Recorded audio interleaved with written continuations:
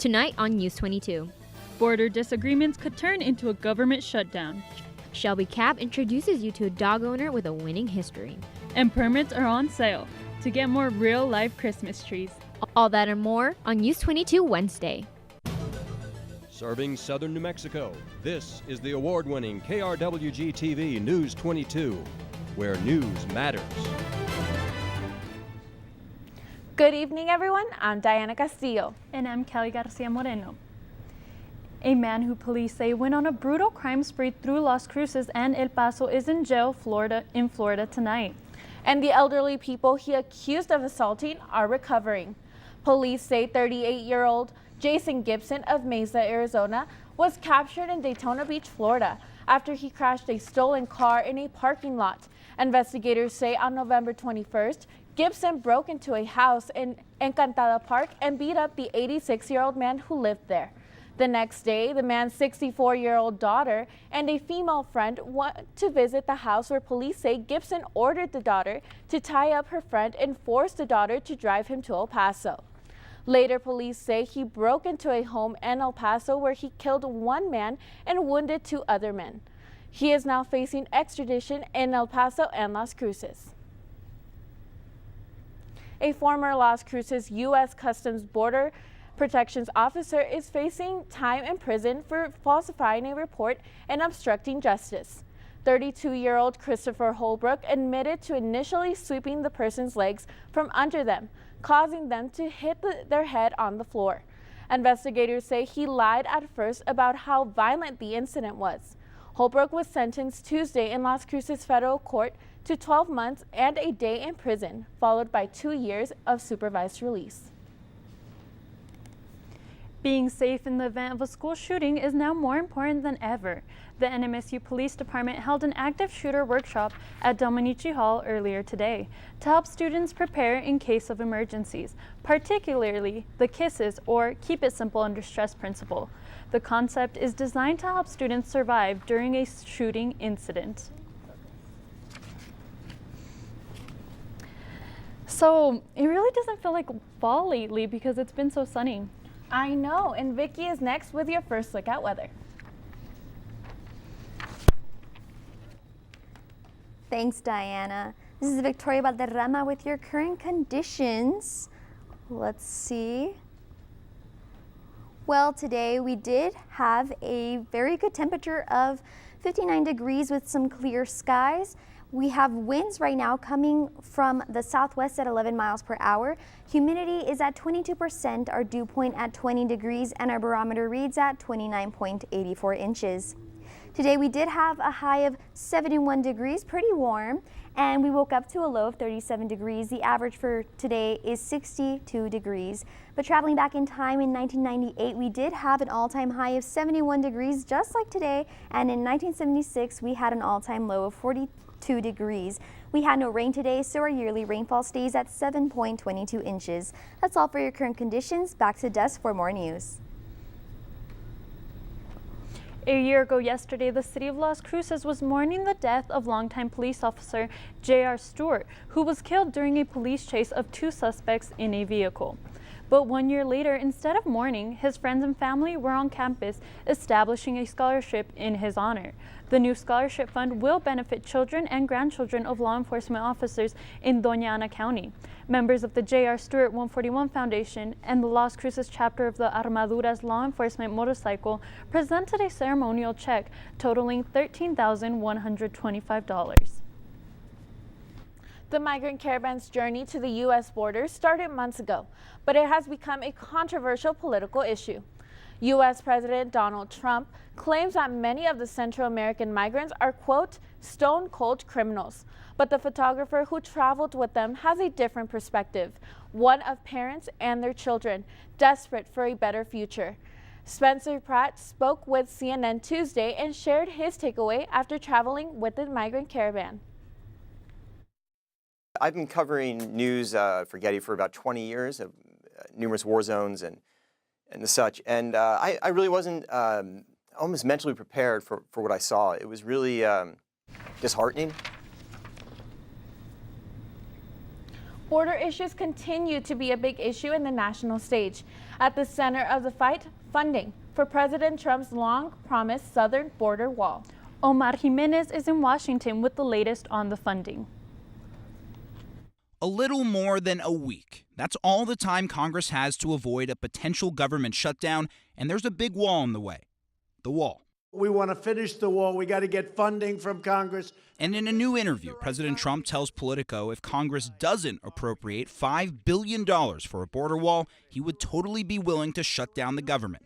House Republicans have passed a bill with $5 billion for the wall.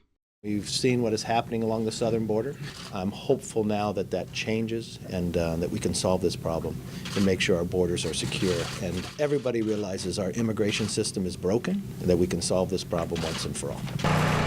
The Senate, on the other hand, needs Democratic support for the bill, and bipartisan negotiators have only agreed to $1.6 billion for any border wall, nowhere near the president's target. Secure the border is going to be a bottom line for the president. He's got a $25 billion plan. I don't think he expects to get $25 billion all at once. But he does expect to get $5 billion, like the House authorized, without a bunch of strings attached. Even aside from immigration, there's a lot of work that still needs to be done. There are other measures remaining, including commerce, justice, and science, which encompasses some funding for Special Counsel Robert Mueller's office. In Washington, I'm Omar Jimenez. The final Senate race of 2018 appears to now have a winner. In Mississippi, Republican incumbent Cindy Hyde-Smith has defeated Democratic challenger Mike Espy in a runoff, but her campaign was spoiled by controversies, including a video where she said she would be in front row for a public hanging if invited. Critics called the remarks a symbol of Mississippi's history of racism and slavery. Thank you so much. This is just an unbelievable night. This has been an unbelievable campaign. But you know, God above is the reason we're here, and I'm going to give him glory every single day for it. No doubt. Hyde-Smith is completing the term of Senator Thad Cochran, who resigned due to bad health. She'll have to face re-election again in 2 years. Stay tuned. Vicky will be back with your national forecast. But first, Shelby Cap talks to a man and his dog about how they gave back to the pet community. More on that when News 22 returns.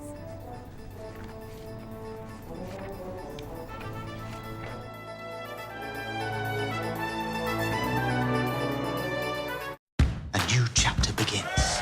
Now you can access more of your favorite PBS shows than ever before. This is the future! With PBS Passport, a member benefit that lets you binge many of the latest shows and catch up on your favorites. We really are living in the modern world. Anytime you want. Wow, how about that? Anywhere you are. There's literally nothing like this in the world.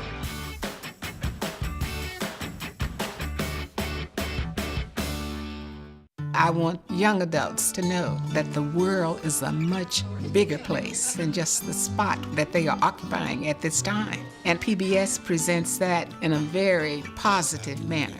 I have left my PBS station a gift in my will. I want to be certain the programs presented by PBS are carried forward to future generations. Welcome back. You're watching News 22 Wednesday, where news matters. Just in time for the holidays, a story to warm your heart. An Alamogordo animal shelter received a holiday gift today, thanks to a grateful dog adopter. Shelby Cap introduces us to Henry and Sugar Plum. 90-year-old Henry Ever adopted his dog Sugar Plum a year and a half ago from Animal Village, New Mexico in Alamogordo. They've been inseparable ever since. One day at the Alamogordo Senior Center, which I go to every day, they had puppies to be adopted. Sugar Plum was the first dog I saw when I walked in. I bent down and gave her a kiss, and she gave me a kiss, and we've been together ever since. Yeah. Every year, the Petco Foundation's Holiday Wishes campaign selects people from around the nation to be honored. This year, they chose Henry and Sugar Plum's story. The Animal Village, New Mexico will receive $10,000 in their honor. Henry and Sugar Plum's story won the hearts of the Petco Foundation, and now you have an opportunity to vote for them as well. And if they win, the Animal Village of New Mexico could receive an additional $25,000 donation. In the story that was submitted, they talk about how he talks about his life, talks about his day with her. So it's a true best friend for him. Now, not only do I take care of her, but she takes care of me too. So it's a two-way street. And in this year and a half that I've had her, she seems to accepted me to where I don't own her, she owns me. And thanks to the friendship of Henry and Sugar Plum, the Animal Village, New Mexico can help more dogs find forever homes. Shelby Kapp, News 22. If you would like to read Henry and Sugar Plum's full story and vote for them, you can go to petcofoundations.org. The Bilingual and Migrant Department in Las Cruces Public Schools is giving back to those in need. While in the holiday spirit, they will host the Wish Upon a Star program for the second year. They will be collecting gifts for the children of migrant workers in our area. Visit one of the First Light Federal Credit Union branches and select a star if you're in the giving mood. Each star will include a child's age, shoe, clothing sizes, and more. All gifts must be returned to the LCPS Administration Building by Friday, December 7th. Are you still looking for the perfect Christmas tree? The Lincoln National Forest still has permits available for cutting Christmas trees. Permits will be sold until December 21st for $10 each. All fourth graders are eligible for a free Christmas tree permit due to the Every Kid in a Park initiative. For added convenience, all 4 Lincoln National Forest offices will be open on Saturday from 9 a.m. to 2:30 p.m. It won't be long until the Las Cruces is definitely in the Christmas spirit. This weekend, the city will light the Christmas tree on the plaza. The tree was put in place earlier this month, and decorations will soon be hung. The tree lighting ceremony will start at 6 Saturday evening. The lighting will come at 7. It's a family event and will have many booths offering arts and crafts, photos with Santa, caroling, and more. And the Grinch will be there. The event is free to the public. We're really excited for the tree lighting here. This is going to be the first tree lighting since we've been open. We've only been open about 6 months. This is real huge for downtown area. It's going to be a real good time for everyone. The tree lighting brings the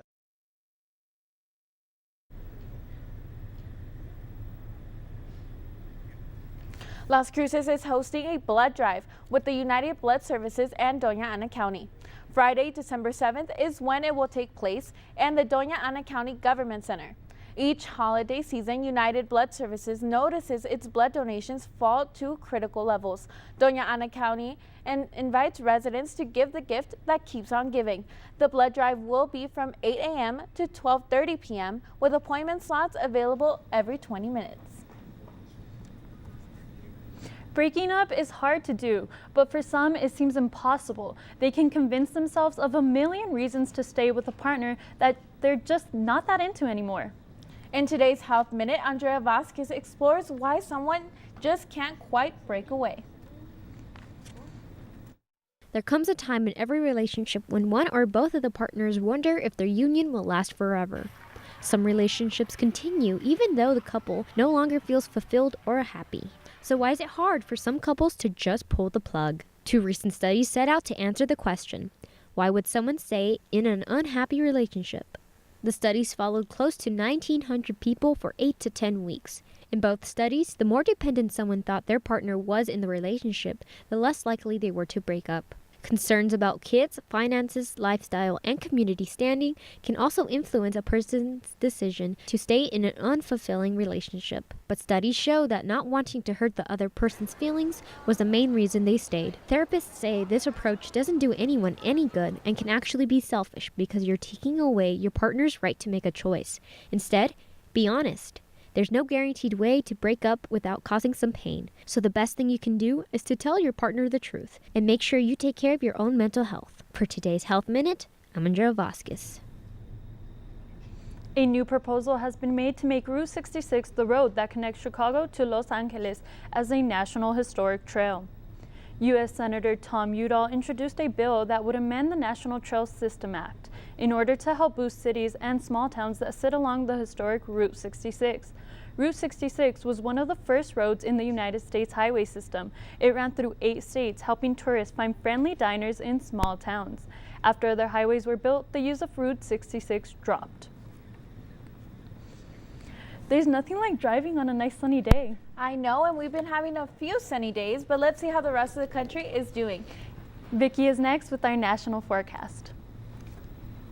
Let's go ahead and take a look at this current satellite map that shows the pressure and the moisture right now. If we look up here, this scale shows, this green shade shows the low moisture, and this purple shade here shows the high moisture. So as we can see, this map is completely green, so good news, but come next Wednesday, it's going to be completely purple, and that's because there's going to be precipitation traveling up to California, bringing heavy rain. That's right now, but in my next map, so this map here shows what's going to be coming up this weekend, beginning late Friday into Sunday. This low pressure system we see here is going to be sitting in the Midwest, bringing a lot of precipitation. So it's a good thing that this is going to be happening during the weekend so people can stay inside their homes and stay alert. But in my next map for tonight's forecast, our neighboring city, El Paso, will be at 45 degrees, Lubbock at 43. Dallas at 55, and if we jump on over to California, as I was saying, they are going to be expecting a lot of precipitation, and that's already begun. We have San Francisco tonight with some rain at 53 degrees and Los Angeles at 58 degrees with some rain. But coming closer to home, Albuquerque will be at a chilly 34 degrees. That's all I have for your national maps, but I'll be back with your local forecast.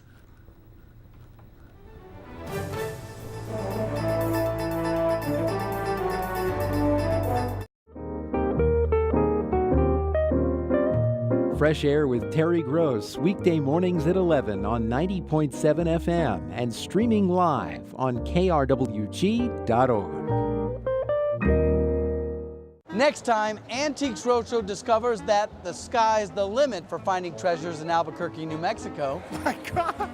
Mom and Dad, great taste. Thank you. Don't miss these appraisals and many more next time on Antiques Roadshow.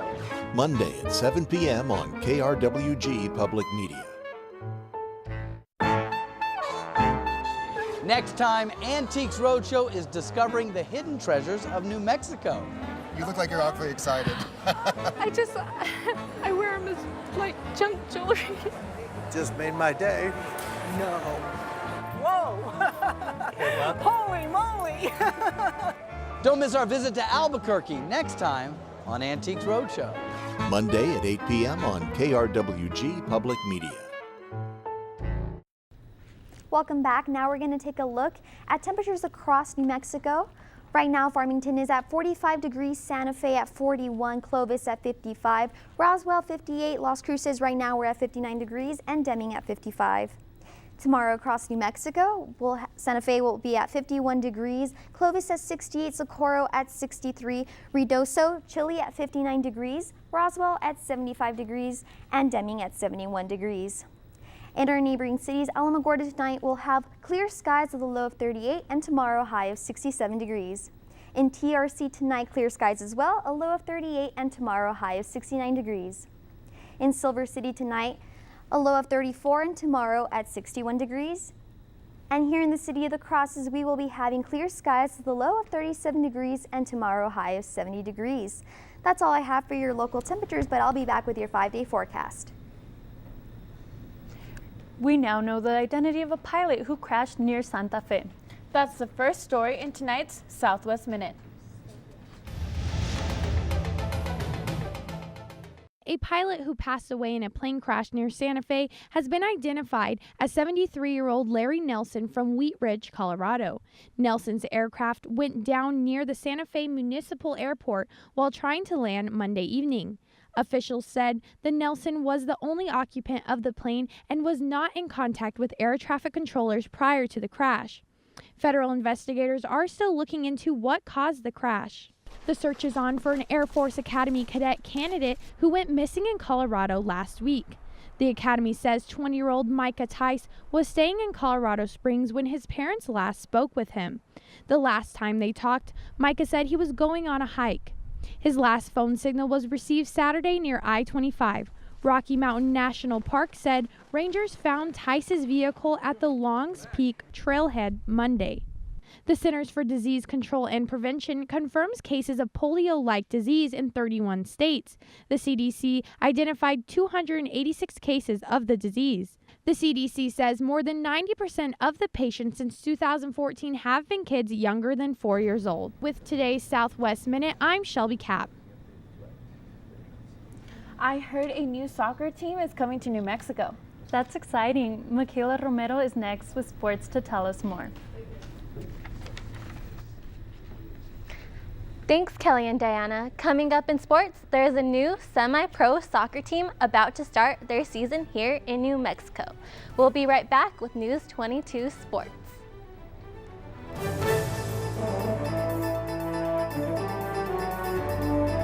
Patti LaBelle hosts an all-star lineup, uniting the superstars of 70s soul on PBS.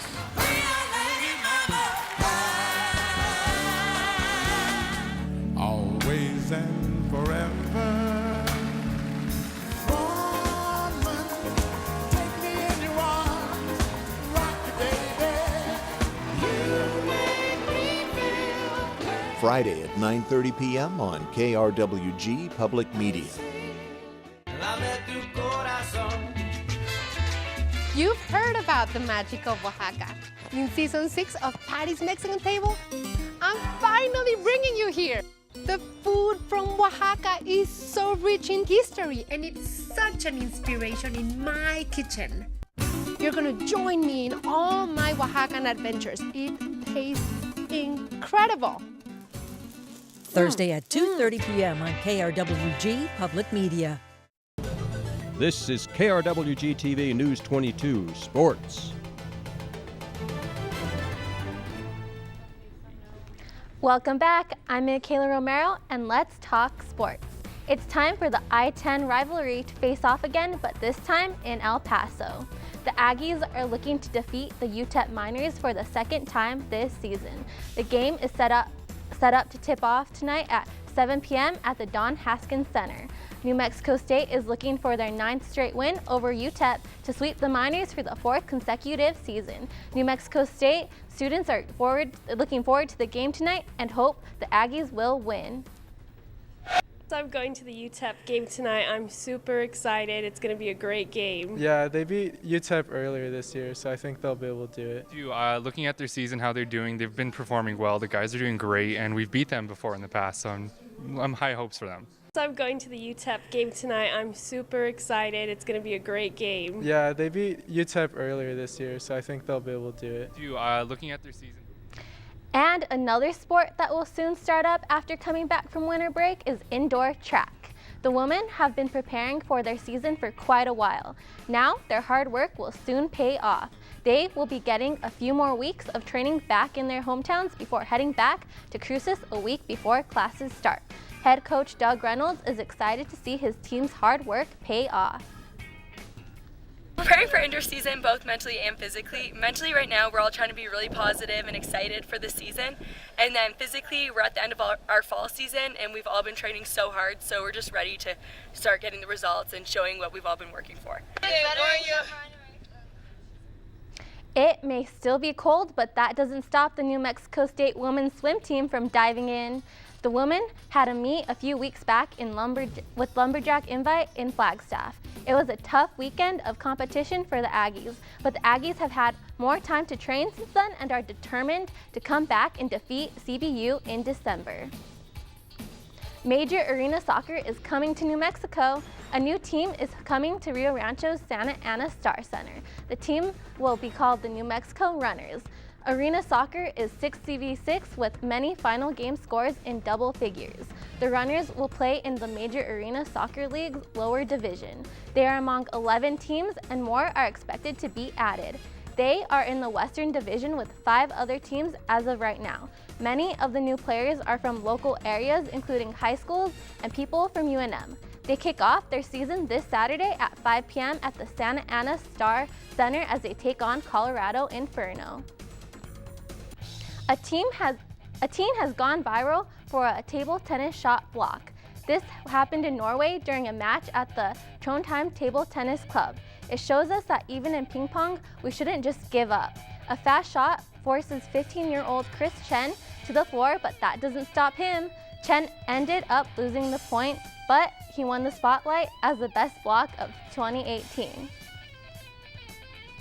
And that's all for sports tonight. Join us for more sports action tomorrow. Still ahead on News 22, Vicky will be back to take a look at your 5-day forecast. But first, when you're out of snow, you gotta make a snowman somehow. Take a look at this special snowman when News 22 returns.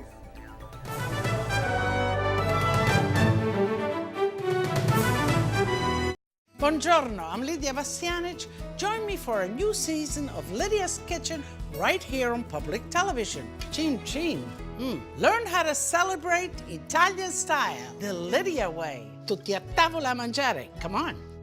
Monday at 2:30 p.m. on KRWG-Public Media.